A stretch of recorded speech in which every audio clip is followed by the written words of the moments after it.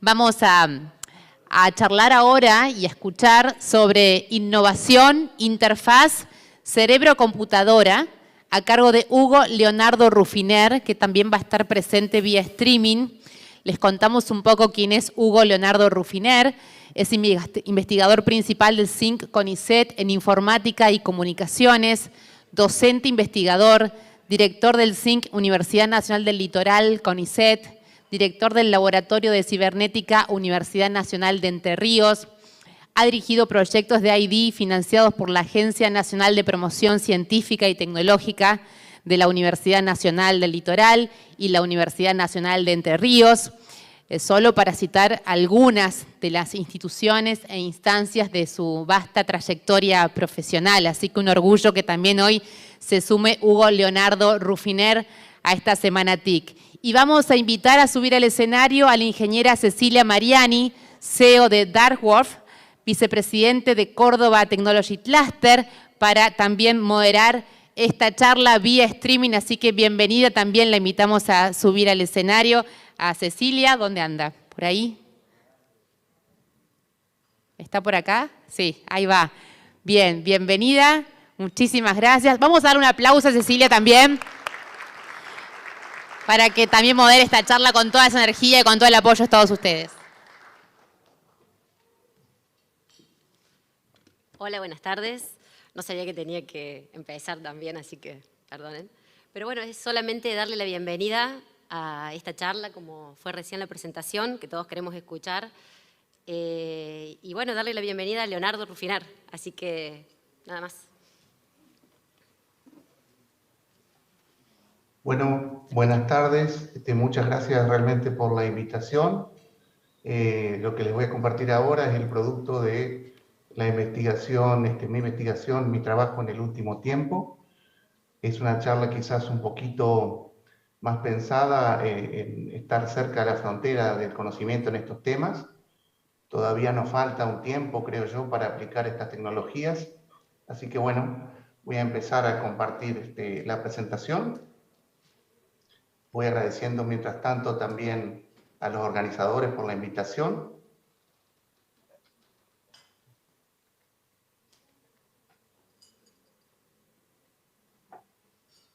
Bueno, y el título de la charla es Procesamiento cognitivo del habla e interfaces cerebro-computadora.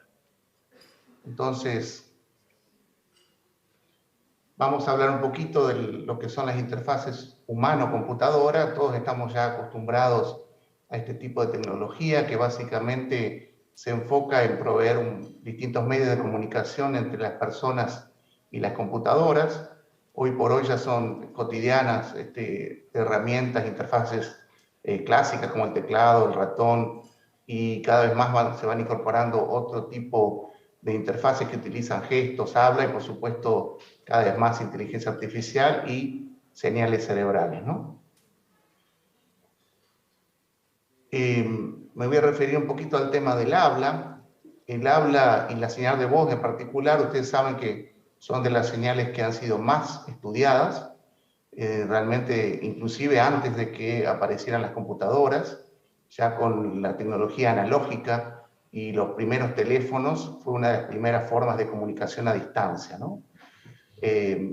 Esta señal ha sido también estudiada ampliamente para incorporarla a estas interfaces de las personas con las computadoras, ¿no? con los dispositivos en general. Producto de esto es que hoy podemos hablar de los celulares, cosa que hace algunos años nos parecía realmente muy difícil, ¿no es cierto?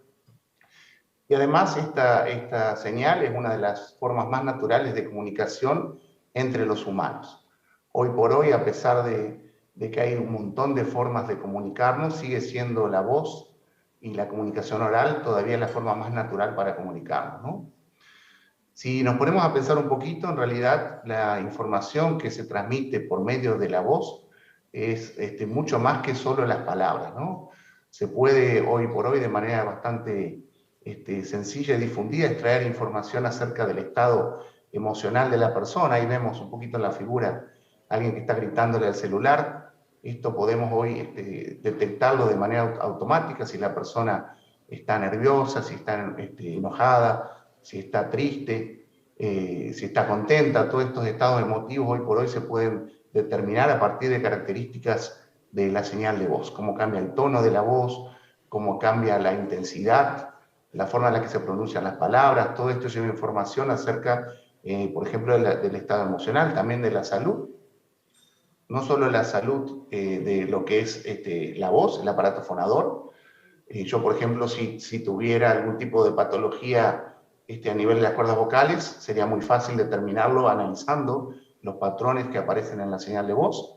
Pero es posible además también poder determinar otro tipo de patologías también a partir de la voz. En realidad es como que somos, nuestro cuerpo, digamos, es como un continuo donde aparecen un montón de señales interrelacionadas y podemos, por ejemplo, detectar algunos trastornos respiratorios, por supuesto, a partir del habla. Inclusive con todo esto de la pandemia hay varios grupos que han empezado a desarrollar métodos para, en base a la voz, tratar de determinar con algún grado de exactitud si la persona tiene COVID-19 o no. O sea que realmente la voz me permite también conocer el estado de salud de la persona.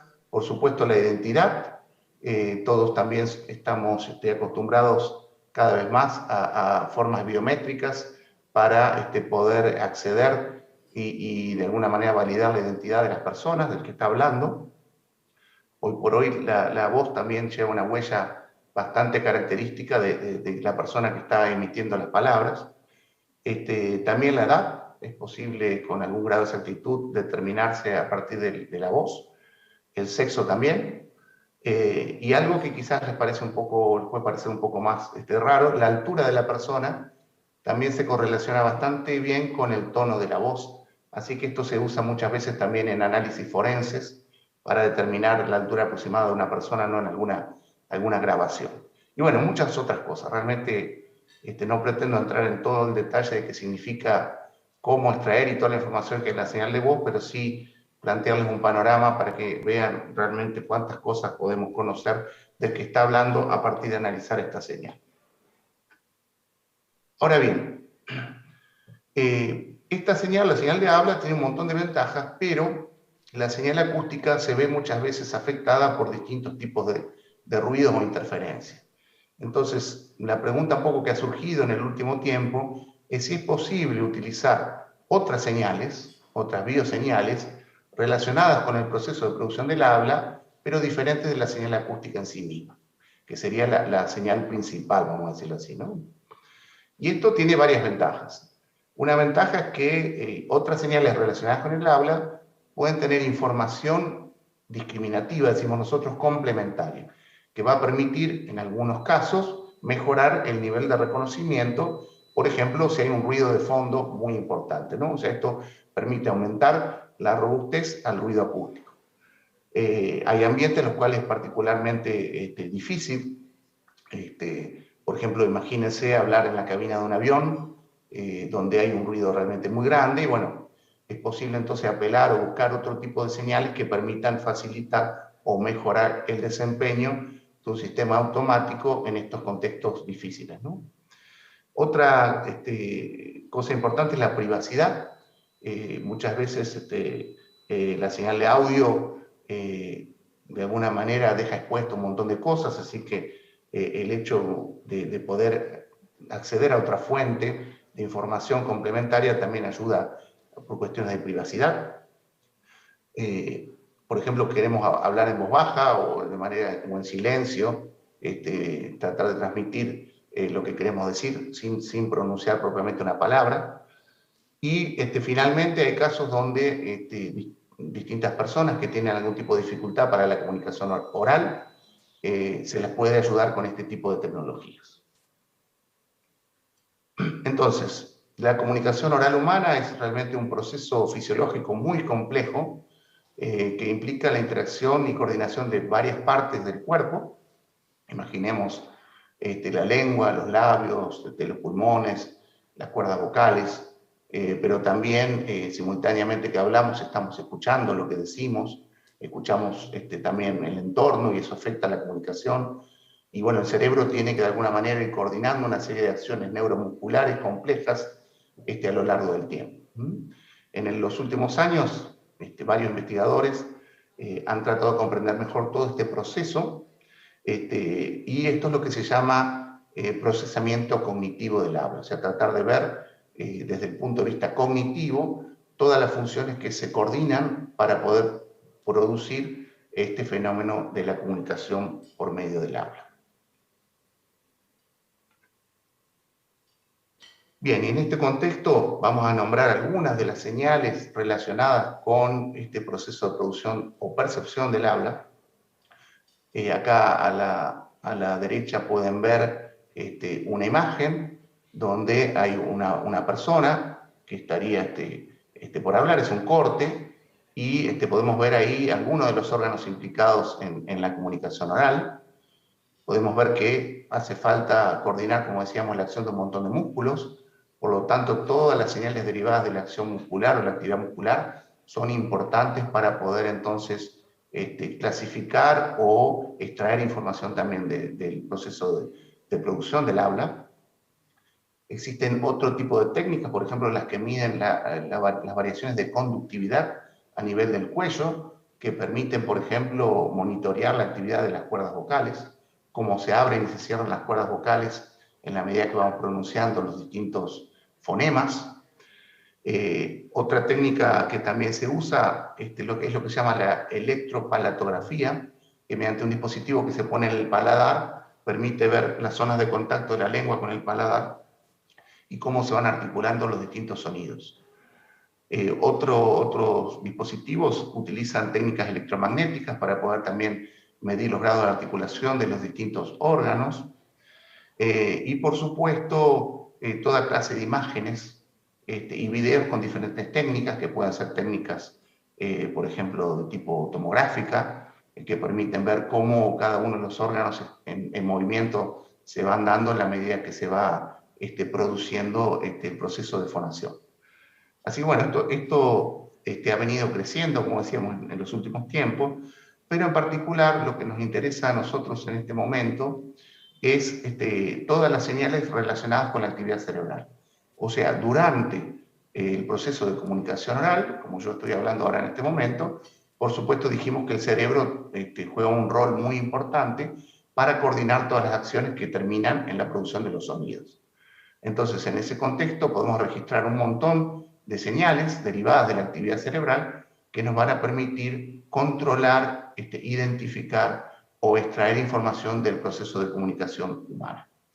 En particular, esto nos resulta muy, muy interesante porque las señales cerebrales o derivadas de la actividad cerebral son las que se utilizan principalmente también para lo que se llaman interfaces cerebro-computadora, que es parte de lo que vamos a charlar también en esta pequeña introducción que estamos haciendo.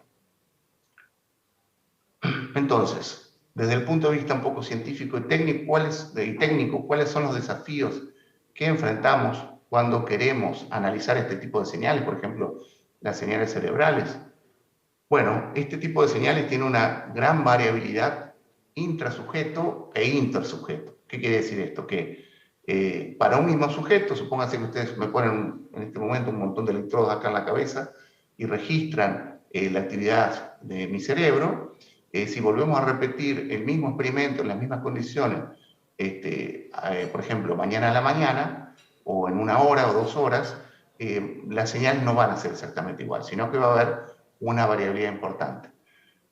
Más aún, si esto lo hacemos con distintas personas, las señales registradas van a ser sensiblemente diferentes. Así que este es un problema importante al cual nos enfrentamos para poder extraer la información útil de estas señales, ¿no? Otro problema que solemos tener es una baja relación señal-ruido. ¿Qué quiere decir esto? Que en general hay presente otras señales que no son las señales de interés, que interfieren con, en este caso, las señales cerebrales, ¿no?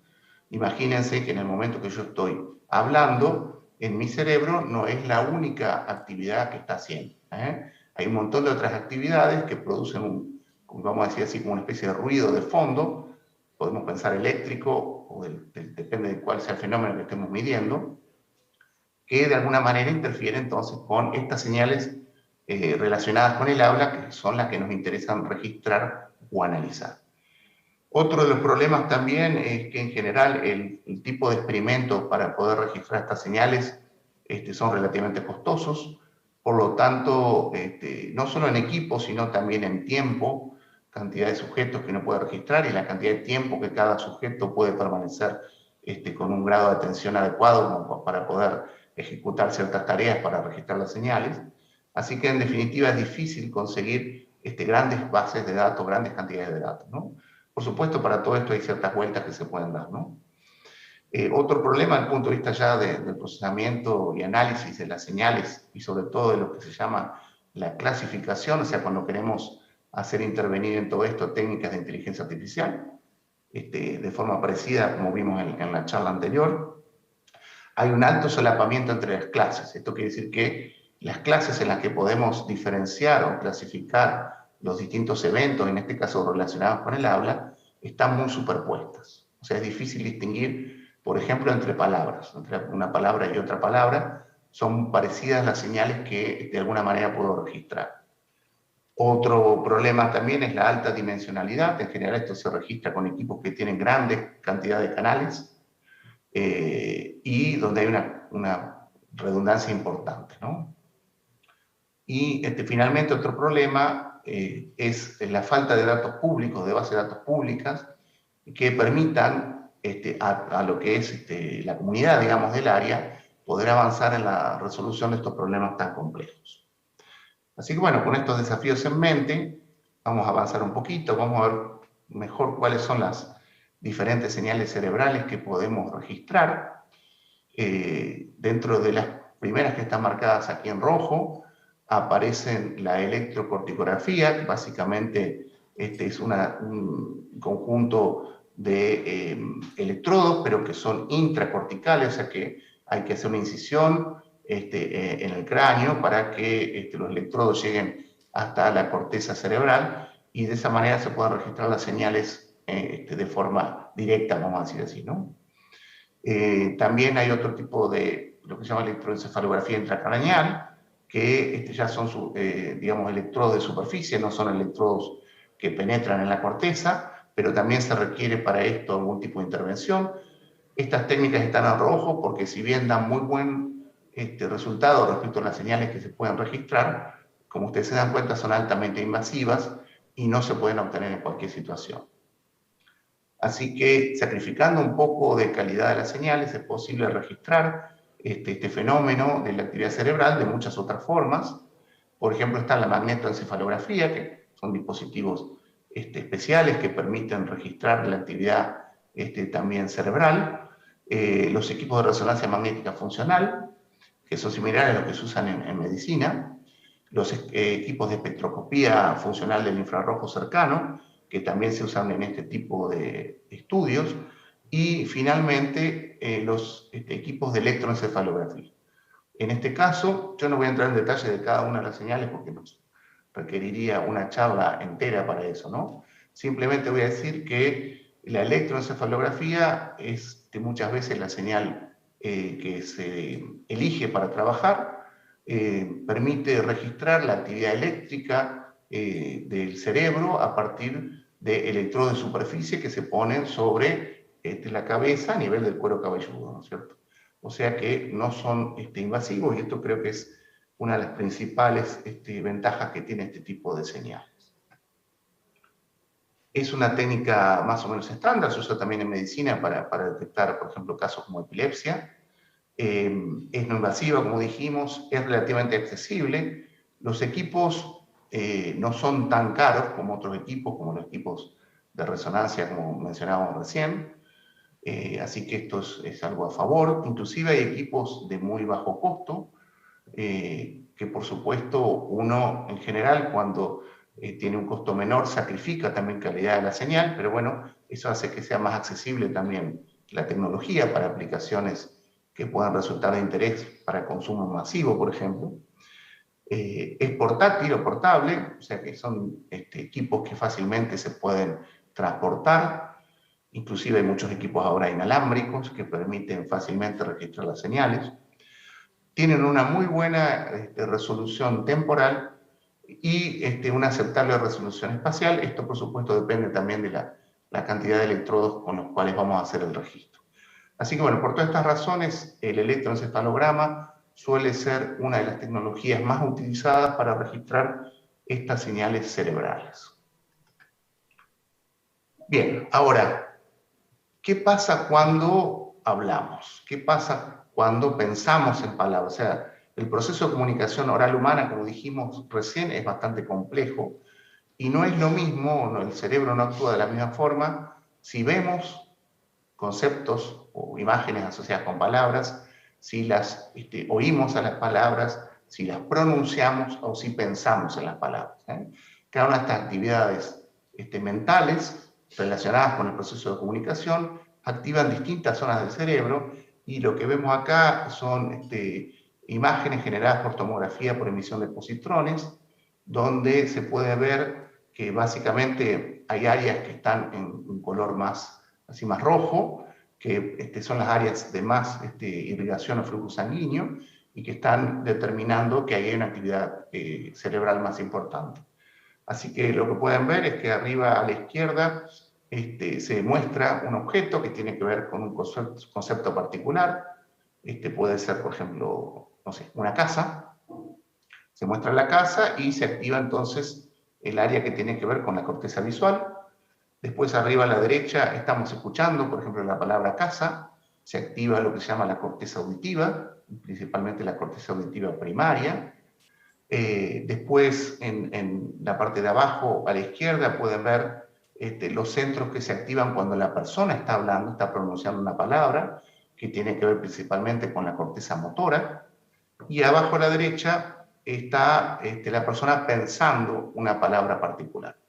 Podría ser la palabra casa, o podría ser algún verbo o alguna acción particular. Entonces, cada una de estas situaciones, aunque el concepto relacionado de la comunicación, digamos, sea el mismo, se activan diferentes partes del cerebro. Esto nos da una idea de la complejidad un poquito del fenómeno. Pero bien, en el último tiempo, en los últimos años, entonces los investigadores han empezado a buscar formas de decodificar estas señales, de tal manera de, por ejemplo, poder cumplir con esta tarea que parece un poquito de ciencia ficción. Poder hablar o poner en voz alta lo que estamos pensando, hablar lo que pensás o lo que piensas, ¿no? Básicamente lo que se ha encontrado es que durante un fenómeno que se denomina habla imaginada, que es precisamente el proceso en el cual la persona imagina que pronuncia una palabra, esto después lo vamos a ver con un poquito más de detalle, se suelen activar regiones y vamos a decir zonas del cerebro y con activación similar a cuando realmente la pronunciamos. O sea, cuando pronunciamos una palabra, acá abajo tienen un gráfico, un artículo del 2018, donde se ve, bueno, un cerebro, una grilla donde hay un montón de electrodos puestos sobre la cabeza. Van a ver en negro, no sé si es el cursor, pero es el punto donde se está registrando en ese momento la señal, mientras está en dos condiciones diferentes. Esta condición de la izquierda implica que la palabra se pronuncia propiamente, por eso fíjense que abajo hay un registro de audio, y la señal esta que aparece como HFA es la actividad en ese electrodo particular que está marcado en negro. Así que cuando yo pienso en este caso en hambre y sed, en estas dos palabras, cuando las pronuncio propiamente, se activa de una forma particular esa región. Ahora cuando yo imagino que pronuncio esa palabra, pero sin pronunciarla, por eso acá ven que no tienen registro acústico, digamos, fíjense cómo la forma en la que se activa la misma zona es similar al caso cuando pronuncié la palabra. Así que este fenómeno nos indica que es posible, a partir de registrar estas señales, poder saber qué es lo que la persona está pensando, qué palabra está pensando en este momento, qué palabra está pensando que la pronuncia, vamos a decirlo así, ¿no? Bien, este es un proceso también complejo. Este es un estudio que se hizo con electrodos intracorticales también, o sea que es un estudio invasivo. Por supuesto, estas son condiciones, como dijimos, mejores que las que tenemos para otro tipo de registros. Es posible también pensar en otro fenómeno. Si ahora ponemos los electrodos en la corteza auditiva, podemos también reconstruir lo que la persona está escuchando. Estos son estudios también, este es un trabajo de 2012, que incluso si está la referencia después, que se las voy a dejar, si entran un poquito al sitio donde se publicó el trabajo, pueden escuchar el audio que reproduce lo que la persona estaba escuchando en el momento que se tomaron estas señales cerebrales. O sea que esto nos permite escuchar lo que la persona está escuchando. Bien, ahora como dijimos, el proceso en el cual que ocurre en el cerebro mientras nosotros hablamos es un proceso bastante complejo, tiene distintas fases, se van activando de manera secuencial distintas áreas del cerebro, y esto es propiamente lo que se llama procesamiento cognitivo del habla, ¿eh? Cómo poder estudiar estas señales de tal manera de poder extraer esta información como vimos recién. Hay distintos modelos, distintos estudios que han caracterizado este proceso, digamos, para poder comprenderlo mejor. Ahora bien, ¿cómo se conecta esto con las interfaces cerebro-computador? ¿Y qué son las interfaces cerebro-computador? Estas interfaces nos proporcionan canales de control que son independientes de las salidas normales del cerebro.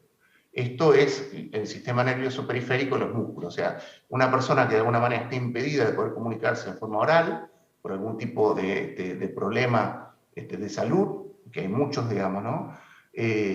Mediante este tipo de interfaces cerebro-computadora, es posible darle una vía de comunicación directa entre el cerebro de la persona y el dispositivo o computadora. Por supuesto que esto es de gran interés, por supuesto en salud, pero también en un montón de otras áreas con las cuales nos permite de alguna manera, también diciendo de manera sencilla, controlar la computadora con la mente o con el cerebro, ¿no? Esto que parece todavía algo de ciencia ficción está cada vez más apareciendo, difundiéndose en distintos ámbitos, todavía con ciertas limitaciones que ya vamos a ver. Entonces, básicamente, este tipo de interfaces lo que hace es registrar una serie de señales con un equipo de adquisición. Luego hay métodos que extraen determinada información o características importantes de esas señales. Eso se clasifica por técnicas de inteligencia artificial y a partir de ahí se tiene una señal de control que permite entonces realizar distintas acciones sobre dispositivos, que puede ser una computadora, una silla de ruedas, un brazo robot, etc., ¿no? Acá en el dibujo, por ejemplo, aparece que la persona está pensando en la palabra izquierda, entonces puede hacer girar, por ejemplo, la silla hacia la izquierda. Esto es de forma muy sencilla la manera o el esquema en el que trabaja una interfase cerebro-computador. Ahora, hay distintos tipos de paradigma. El paradigma básicamente es la señal de control que yo utilizo o el fenómeno dentro del cerebro para poder comunicarme con la computadora. Hay muchos paradigmas que se han estudiado a lo largo del tiempo. Uno de los más utilizados es el que dice ahí potencial relacionado con eventos, o lo que se llama P300 en la jerga, que permite cosas como eso que están viendo ahí en el pequeño video, que permite que la persona de alguna manera pueda deletrear, por ejemplo, distintas palabras, ¿no? Ahora, el problema con este tipo de paradigmas es que son demasiado lentos. Fíjense la velocidad con la que está deletreando la palabra la persona. Son pocos caracteres por minuto, vamos a decir así. Es un proceso fatigoso, cansado, y es por eso que estas nuevas señales relacionadas con el proceso de comunicación oral parecen más naturales,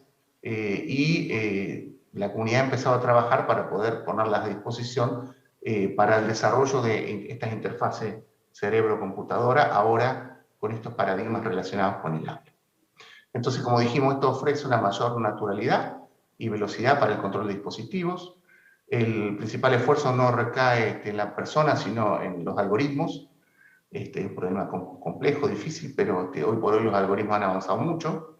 Hay resultados prometedores de clasificación de este tipo de señales para vocales, sílabas y palabras completas, utilizando señales, por ejemplo, de electroencefalografía, como las que vimos recién, tanto durante el habla imaginada como pronunciada, y por supuesto los avances, como dijimos, de la inteligencia artificial en el último tiempo, en particular con lo que se denomina el aprendizaje profundo, han hecho posible, junto con la gran cantidad de datos en distintos ámbitos, resolver tareas que hasta hace muy poco tiempo realmente estaban lejos de nuestro alcance, ¿no? Así que podemos pensar o preguntarnos qué es lo que cambió, porque esta revolución fue relativamente hace pocos años, unos 10, 15 años, empezaron a aparecer un montón de trabajos en esta área particular, incluso más recientemente, que utilizaban estas técnicas de deep learning o aprendizaje profundo para el análisis de señales cerebrales. Otra vez no voy a hacer una revisión completa porque hay muchos trabajos, pero sí vamos a hablar muy brevemente de los principales paradigmas relacionados con el habla que se usan en el contexto de estas interfaces cerebro-computadora. Uno de los más directos es lo que se llama el habla silenciosa. El habla silenciosa es simplemente, yo puedo articular, o sea, mover los labios, todos los articuladores, pero sin emitir ningún sonido. Yo podría mover los labios, ustedes parecería que tuviera el micrófono desconectado, pero bueno, por ejemplo, una persona con alguna dificultad auditiva que sepa leer los labios, podría saber lo que estoy diciendo. De la misma manera se puede hacer con distintas técnicas que registren, por ejemplo, la activación de los distintos músculos de la boca, o con técnicas videográficas, ¿no? Otra posibilidad es utilizar, como dijimos, el habla imaginada, este fenómeno que dijimos que la persona imagina que pronuncia una palabra, entonces con señales de, por ejemplo, electroencefalografía, sobre particularmente la corteza motora, yo podría tratar de decodificar qué es lo que la persona imaginó. Y finalmente está el habla interna, o voz interna, también se le llama en inglés inner speech, que es el fenómeno sobre el cual nos vamos a centrar ahora. Son dos fenómenos muy relacionados. Bien. ¿Qué es esto de el habla interna o voz interna? Bueno, es el proceso interno por el cual la persona piensa en significados puros, dicen algunos, y está asociado generalmente también a una imaginación auditiva de su propia voz interior. Este fenómeno ha sido estudiado durante mucho tiempo por los psicólogos, los neuropsicólogos, neuropsiquiatras, porque está relacionado también con el proceso de conciencia y la forma en la que pensamos. En particular a nosotros nos interesa sobre todo esta cuestión de la voz interior, que es la voz con la cual pensamos. Este fenómeno no se da igual en todas las personas, por eso esto también es una dificultad. Algunas personas tienen este fenómeno un correlato más fuerte en el área motora, en otros casos tiene un correlato más fuerte en el área auditiva, o en varias áreas simultáneamente. Pero básicamente podemos pensar que como que tuviéramos tres voces, ¿no? Una voz es la que escucha las demás personas de nosotros, otra voz es la voz que nosotros escuchamos mientras hablamos, que por cuestiones de transmisión acústica llega al oído también por vía ósea, entonces escuchamos nuestra voz de manera diferente a como escucha una persona que está fuera de nosotros. Esto les ha pasado a todos cuando se han escuchado grabados seguramente, cuando mandamos algún mensaje de WhatsApp y lo escuchamos. Y finalmente está esta voz interior, que es esta voz que escuchamos, vamos a decir así, en nuestra cabeza, con la cual muchas veces también pensamos y elaboramos incluso razonamientos. Entonces tiene otros nombres también, se lo conoce como pensamiento verbal, habla interior, diálogo interno o monólogo interno. La diferencia con los otros casos es que es un fenómeno un poco más complejo, como les decía, y hay algunas cosas que no aparecen de la misma forma que en el habla silenciosa o en el habla imaginada. La forma en la que interactúan sobre todo las áreas corticales es bastante más compleja, y bueno, hay estudios de este tipo con prácticamente todos los métodos que vimos antes, pero en particular nos interesa a nosotros, como dijimos, el electroencefalograma. Entonces, desde el punto de vista técnico, habíamos dicho que uno de los problemas que teníamos era la falta de datos para poder estudiar este fenómeno. Hace unos años desarrollamos también con el grupo una base de datos abierta, digamos, para que la comunidad pudiera trabajar de lo que es habla imaginada, que es este fenómeno asociado, ¿no? Al día de hoy el trabajo tiene bastantes citas, lo cual muestra precisamente el interés de la comunidad en este tipo de estudios, ¿no? Después hay un montón de otros trabajos, pero hasta ahora no había disponible ninguna base de datos pública de habla interna con electrocardiograma. Entonces, Con mi grupo nos abocamos, en colaboración con otros grupos del país, a desarrollar una base de datos. El nombre de la base de datos es el que aparece ahí, Thinking Out Loud, que quiere decir como pensando en voz alta, parecido también al título de una canción que hay por ahí. Se reclutaron para eso 10 participantes, 4 mujeres y 6 hombres, de promedio 34 años de edad, con un equipo que tiene 128 canales de electroencefalograma y 8 canales externos que permiten registrar, por ejemplo, la actividad a nivel muscular. El problema consiste básicamente en 4 clases, en 3 modalidades diferentes. Estas 4 clases son las palabras arriba, abajo, derecha e izquierda, con la idea de poder controlar algún dispositivo mediante este tipo de datos y una interfaz adecuada. Los paradigmas que se valoran en este caso son habla interna, habla pronunciada y una tercera condición que se llama condición visualizada, en la cual la persona tiene que pensar en mover un punto en la pantalla hacia arriba, abajo, derecha o izquierda. El total del tiempo de grabación son de más de 7 horas y un total de 5.640 pruebas. Esta base de datos se desarrolló en colaboración con el Laboratorio de Inteligencia Artificial Aplicada de la Universidad de Buenos Aires, que son los que tienen este equipo y con los cuales estuvimos colaborando para poder registrar las señales y publicar también el trabajo, ¿no? Bueno, no voy a entrar en muchos detalles del protocolo, pero básicamente lo que se hace, se le muestra en la pantalla a la persona a la cual se están registrando con el equipo las señales cerebrales, se le comunica cuál va a ser la modalidad en la cual se va a trabajar, si pronunciada, habla interna o visualizada. Después aparece la pantalla, en la pantalla aparece también una flecha que indica la palabra que tiene que pronunciar, pensar o visualizar, o la acción que tiene que visualizar. Después hay un periodo en el cual se registran las señales y finalmente un periodo de descanso. Esto se repite varias veces para cada sujeto, para cada modalidad.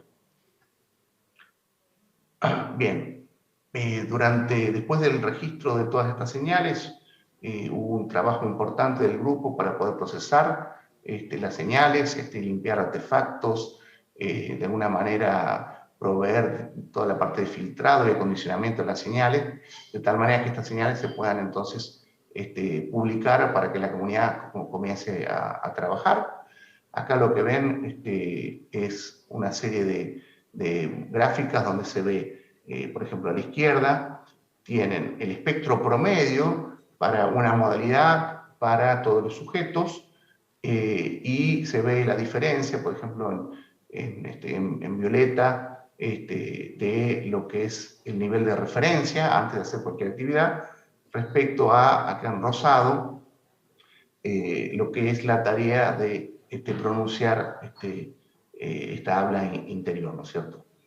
Y también pueden ver acá en estas cabecitas las principales áreas de activación.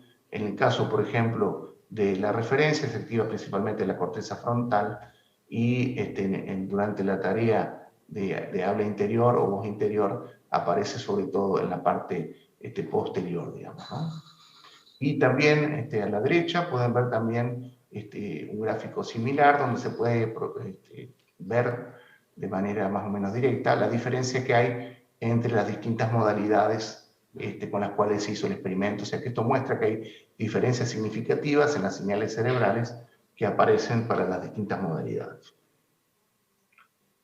Otro estudio que se hizo fue comparar las distintas condiciones, tratando de clasificar las señales entre las distintas modalidades, si se pertenece a una modalidad u otra, de manera directa, o mezclando en forma aleatoria las etiquetas que correspondían a cada modalidad. Esto se hizo comparando el habla interna con la condición de visualización, o el habla interna con el habla pronunciada, y bueno, en todos los casos se encontraron diferencias significativas, lo cual muestra que realmente hay información que nos permite, de alguna manera, poder analizar, clasificar, por ejemplo, las palabras, ¿no? Bien. Bueno, un poquito esto es lo que le quería contar. Este es un trabajo que está en este momento en progreso. Hemos mandado la base de datos a publicar. Hay un preprint que ustedes pueden consultar, donde también se puede bajar la base de datos completa. Y de hecho al día de hoy tiene también muchas citas y un montón de descargas, a pesar de que todavía no está publicado el artículo definitivo.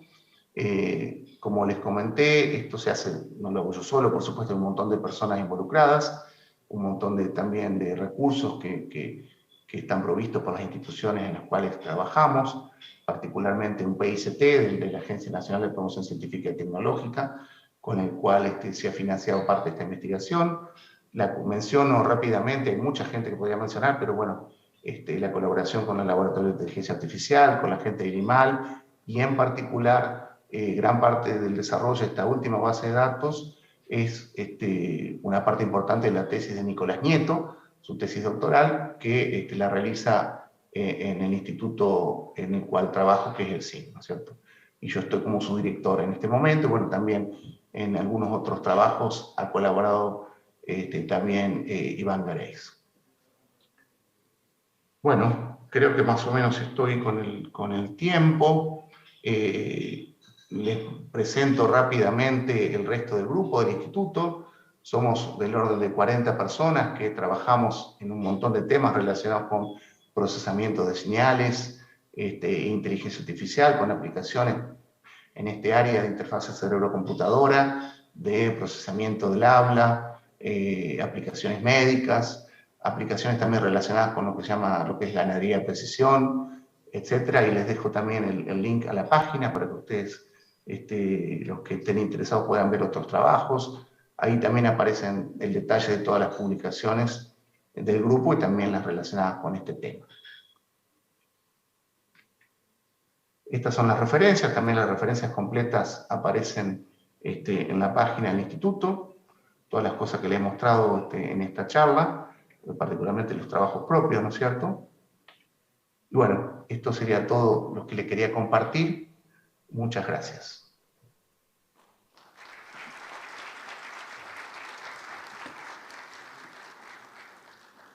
Bueno, muchas gracias, Leonardo, por la presentación. Muy interesante para todos los que escucharon. Todo lo que se puede investigar sobre el cerebro. Así que espectacular, y que haya gente y estudiantes que también hagan sus tesis para seguir desarrollando y sobre todo para las enfermedades, y seguir desarrollando algoritmos para poder entender entender más al cerebro, o entender qué decimos cuando estamos pensando. Qué interesante que podemos quedarnos callados y nuestro cerebro está funcionando. Parece que pensar en palabras es cuando más funciona, según si interpreté bien, Leonardo, ¿no? Así es, así es. Y esto nos asusta a todos un poco, los alcances de estas tecnologías, que por supuesto uno espera que se usen para bien, pero uno puede pensar también en otras aplicaciones, ¿no? Todas estas técnicas de alguna manera permiten traer un montón de información de lo que somos, de lo que hacemos, pero bueno, nos vamos acostumbrando cada vez más a estas cosas, creo, hoy día. Por supuesto, hay cuestiones de ética que hay que manejar con mucho cuidado para que precisamente estas técnicas se utilicen para el bien común. Bien. Mientras vamos esperando las preguntas, ¿desde dónde nos estás hablando, Leonardo? En este momento, desde Paraná. Muy en bien. Este momento estoy en mi casa, el instituto está en Santa Fe, pero en este momento estoy desde mi casa. Bueno, acá tenemos una pregunta. ¿Cree usted que la tecnología de Neuralink realmente logrará en un futuro aplicarse en el público en general para sus actividades cotidianas? Dice, más allá del uso en personas con discapacidad, lo pregunta Marcelo Falco. Bien, muchas gracias Marcelo por la pregunta. Realmente el tema es muy amplio, yo podría haber puesto muchas más citas de distintas tecnologías que se están desarrollando también con interés comercial. Lo que hay que decir es que todavía estamos en una etapa de investigación donde se han ido dando pasos importantes, pero desde mi punto de vista todavía nos falta un poco para una aplicación masiva de estas técnicas, ¿no? No solo por la complejidad un poco del problema involucrado, sino también por los costos de los dispositivos, de los aparatos con los cuales se registran estas señales. Hoy por hoy hay una relación directa entre el costo del equipamiento y la calidad de las señales que se pueden obtener. Por lo tanto, para señales relativamente aceptables y para lograr niveles de desempeño adecuados en alguna aplicación, vamos a decir, comercial, industrial, estamos hablando de varios miles de dólares, ¿no? Para el equipo solo de registro, sin contar los costos de desarrollo de los sistemas, ¿no? Así que este es un punto, pero también hay que decir que incluso con los mecanismos de registro estos más invasivos que obtienen mejores señales, todavía estamos lejos de un desempeño similar al que se tiene con, por ejemplo, los métodos de reconocimiento del habla con señales acústicas, ¿no? Que hoy por hoy funcionan muy bien. La mayoría de los sistemas están funcionando un poquito mejor que lo que se llama el nivel de chance, o básicamente lo que haría el sistema si eligiera al azar. Por ejemplo, si tuviéramos 6 palabras para elegir y tiramos un dado para elegir. Ese es el nivel que se llama de chance o nivel de azar. Los sistemas actuales están un poco por encima de ese nivel. Por eso es un desafío muy grande poder llegar a mejorar estos desempeños, y esa es la razón por la cual se están tratando de incorporar, una vez que se tienen los datos, como en este caso, en nuestro proyecto por lo menos, avanzar hacia utilizar las técnicas más importantes de aprendizaje profundo para tratar de resolver este problema. Todavía hay muchos desafíos también en la poca cantidad de datos, porque así como yo les mostré esta base de datos, todavía son pocos datos para entrenar modelos que tienen millones de parámetros, ¿no? Y que además son muy dependientes de cada persona. Estos modelos hay que ajustarlos para cada persona en particular. O sea, si yo lo ajusto para mis señales cerebrales, va a ser diferente, por ejemplo, Cecilia, de tus señales, ¿no? Entonces hay que hacer como un ajuste fino para cada una de las personas, ¿no es cierto? Así que esos son algunos de los desafíos que, por lo menos desde mi punto de vista, creo que estamos todavía a cierta distancia. No se sabe nunca, porque esto avanza muy rápido, de lograr aplicaciones comerciales, ¿no? Y te pregunto, en el estudio que hicieron con todos los, bueno, con esto que mencionaste, con las 10 personas, ¿cómo era la parte de los sensores? ¿Qué tan conectados estaban, digamos, un casco, sensores, o como en un electro? ¿Cómo sacaban la información?